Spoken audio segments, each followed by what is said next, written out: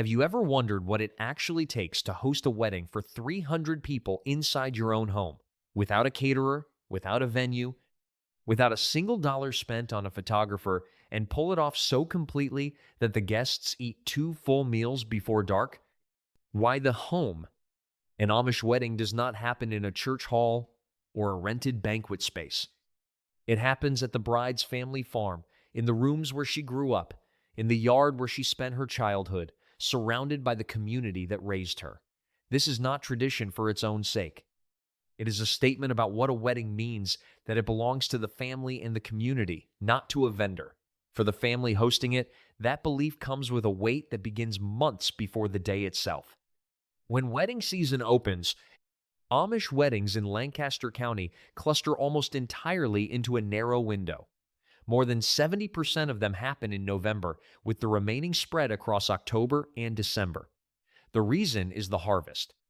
Once the fields are in and the heavy farm work ends, families have the time and the labor available to turn toward a wedding.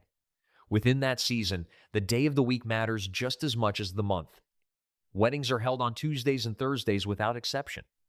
The reason is practical and precise. The bench wagons that carry communal seating are also used for Sunday church services, and a wedding on a Monday would require cleanup on Sunday, which the Amish do not permit for non-essential work. Tuesday and Thursday leave a full day before for setup, and a full day after for the work of dismantling everything and returning the farm to itself. The schedule is not flexible. In a community where dozens of families may be planning weddings in the same 6-week stretch, securing the right Tuesday or Thursday, one that does not fall on the same day as a cousin's wedding or a neighboring district's ceremony, requires planning that begins well before the invitations go out. The farm gets ready. When an Amish family announces that their home will host a wedding, what follows is something that English observers consistently describe as extraordinary. Every building on the property is cleaned from the floor up. Barns are swept. Fences are repaired or repainted. Gardens are dug out and mulched if the season calls for it. Window frames are touched up.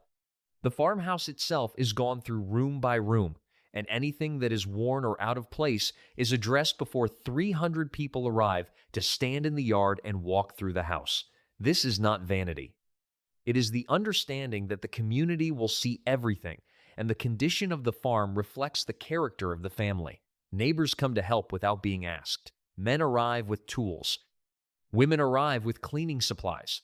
The week before a wedding in an Amish community is a shared project, not a private one, and the labor of preparation belongs to everyone who will later sit down to eat at the table. The wedding house. Here is the detail that surprises most people. When a farm cannot physically accommodate 300 guests inside its existing walls, which is most farms, the family does not move the wedding. They expand the farm. In Lancaster County, a cottage industry has grown up around this exact problem. Amish entrepreneurs now rent portable wedding houses, modular temporary structures built in sections measuring roughly 34 feet by 52 feet that can be assembled alongside the main house over a weekend and connected to it by a second enclosed structure that links the two buildings. This staging area becomes the food preparation zone. Rented stoves and ovens are hooked up inside. Propane lights are rigged for the evening hours. The bench wagon benches, which during the ceremony serve as seating, are repositioned after the service is over, flipped, and reconfigured into tables for the meal. 3 wagons worth of benches fill a space that moments ago held a congregation and now holds a dining room for hundreds. After the wedding is finished and the guests have gone, the wedding house comes down. The floorboards are unscrewed. The plastic sheeting that enclosed the structure is rolled up and set aside, sometimes to be used in the garden, sometimes cut into sections for farm use. Nothing is wasted. The structure existed for one day and disappeared the next. The ceremony itself. The wedding begins around 8 or 9 in the morning. By that time, the house is already full. The congregation sings 2 long, slow hymns, while the couple meets privately with the ministers for final counsel and instruction. Then the bride and groom file in with their attendants, 2 couples, each chosen by the bride and groom, and take their seats facing each other at the front. The ceremony runs like a church service because it essentially is one. The bishop preaches. Scripture is read, and the vows are exchanged without rings, without a photographer, without any of the theatrical elements that English weddings center around. There is no kissing at the altar. There is no wedding march. The bride wears a dress she made herself, typically blue or purple, and she will wear this same dress to church for the rest of her life. The groom wears a black suit, newly sewn, the attendants matching color. What the ceremony has, in place of performance, is weight. The room is packed with people who have known this couple since childhood, and the seriousness of what is being promised is not dressed up or softened by decoration. It stands on its own. Cooking for 300.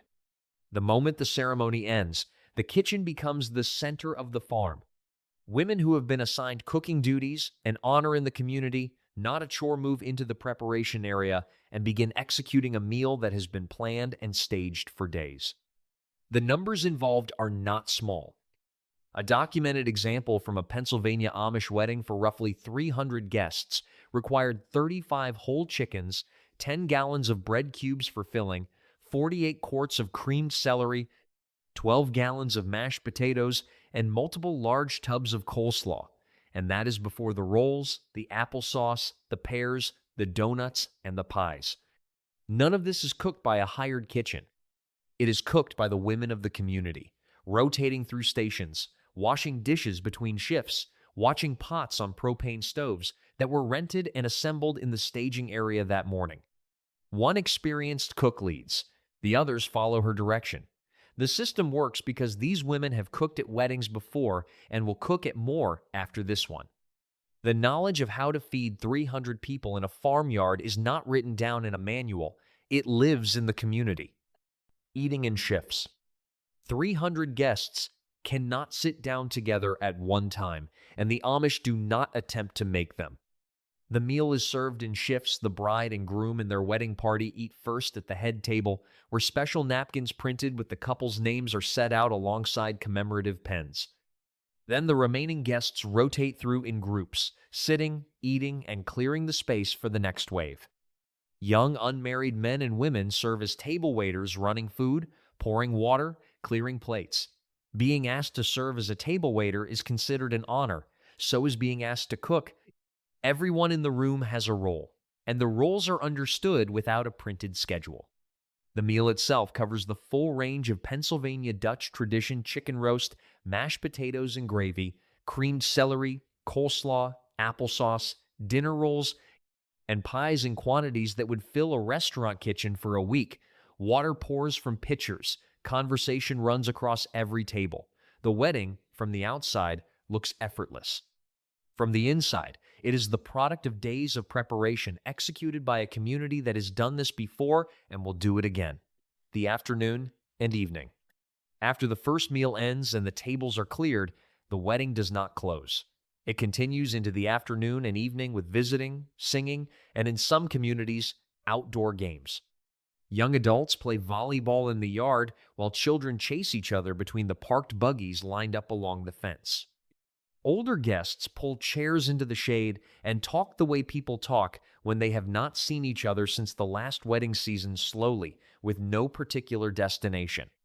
The bride and groom move through the crowd with baskets of candy, greeting every guest personally, a gesture that turns what could be an overwhelming crowd into something manageable and intimate. It is also one of the only moments in the entire day where the couple moves freely, without ceremony, without a program telling them where to stand. They are simply two people working the room the way a family works, a room unhurried, present, grateful. As evening approaches, a second meal is prepared and served. The crowd is smaller by then, and the mood shifts. The formality of the ceremony has long since dissolved into the ordinary texture of community life: neighbors talking across tables, children running in the yard, the kitchen still running, the dishes still moving. Unmarried young men and women who served at the first meal are still circulating, still pouring water, still clearing plates, their energy seemingly undiminished by a full day of work. By the time the last guests leave and the final buggy disappears down the lane, the family has fed 300 people twice in a single day without a single outside service, without a bill from a caterer, without a venue contract. What they spent is time and labor, and both came largely from everyone around them. The morning after. The day that follows a wedding is its own event. Cleanup for a 300-person wedding held on a family farm is a significant undertaking, and the community handles it together, arriving again the morning after without being summoned the way they arrived the week before to help prepare. The bench wagons are loaded and returned to whichever districts contributed them, each bench counted back in, each piece of china and flatware washed, dried, and repacked into the wagon that carried it. The rented stoves are disconnected and returned.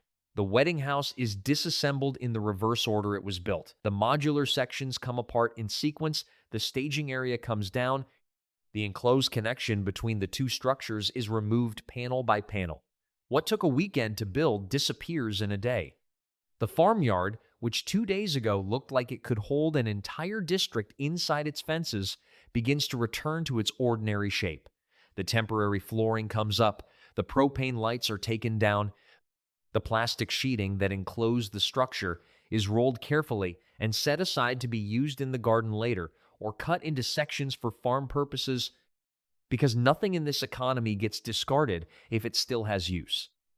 Women wash the dishes from the bench wagon, the china and flatware that came with the benches, and will go back with them working through stacks that represent 300 people eating twice. Men carry, sort, and haul without direction, because everyone already knows what needs to happen next. By evening, the farm looks more or less as it did the week before, clean, quiet, and carrying, no visible evidence of what happened inside it. The furniture is back in place, the yard is clear, the lane is empty. What the farm carries instead is invisible. The marriage that took place here, the meals that were shared, the obligation of care and community that was made public by 300 witnesses and sealed by a bishop's words on a Tuesday morning in November. What the English world spends an average of $30,000 trying to produce a meaningful day, shared with everyone who matters.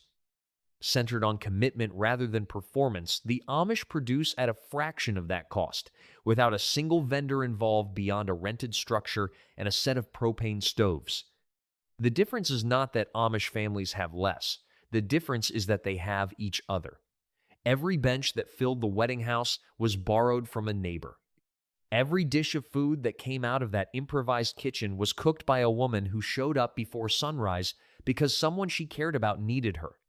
Every young man who carried dishes across that yard, and every girl who poured water from a pitcher, did it because the community asked. And the community's request carries a weight that no event planner can replicate. An Amish wedding for 300 guests is not a scaled-up version of an intimate ceremony.